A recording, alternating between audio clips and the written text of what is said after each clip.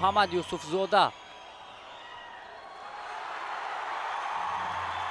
همینطور دوستان عزیز الکی در آغاز رقابت محمد یوسف زاده از تاجیکستان با جداگی کبود امتیاز وزری را به دست می‌آورد بر مقابل حریفش از امریکا دامینیک رادریگز.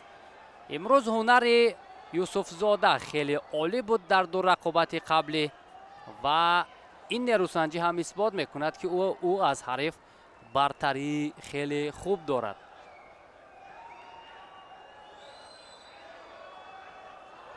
فشار محمد یوسف زاده برای نگاه داشتن حریف در زمین بسیار هم فعال است. این خوشحال کننده است که اکنون سالهای اخیر پهلوانان ما در زمین هم یعنی در حالتهای کار در زمین هم خیلی خوب شده ایستادند. مهارتشان هم بلند می شود ولی انا همین چرخش بسیار هم خوبی محمد یوسف زاده ولی بدون امتیاز. ولی داشتن پهلوان ما کمی خطرناک بود. نه اما از روی قاعده است.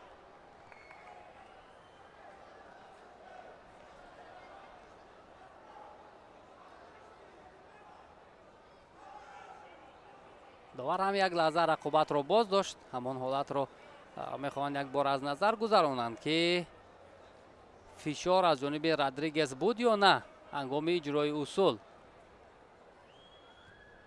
اما من فکر میکنم که اینجا محمد یوسف زاده میخواست پرتاب کند. بله همه چیز از روی قاعده است. رقابت ادامه میکند. با یک وزر پهلوان ما پیش صف است. محمد یوسف زاده چندان تجربه زیاد در مسابقه های بانفوز را ندارد و با دو وزری هم اکنون اینجا رادریگز را ناکام می‌سازد. او نیز به مرحله 4 یک نهایی می‌رود.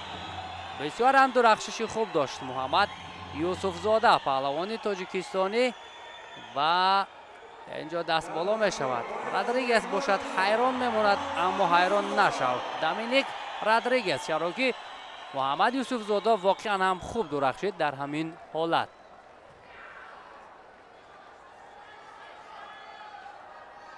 بسیار خوب است این روزی رقابت ها برای پهلوانان ما.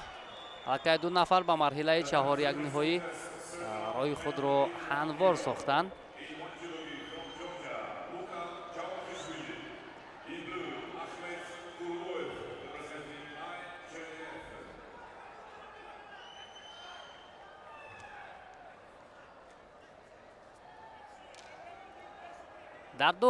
در دو حالت که پهلوان ما امتیاز گرفت واقعا هم خوب درخشید.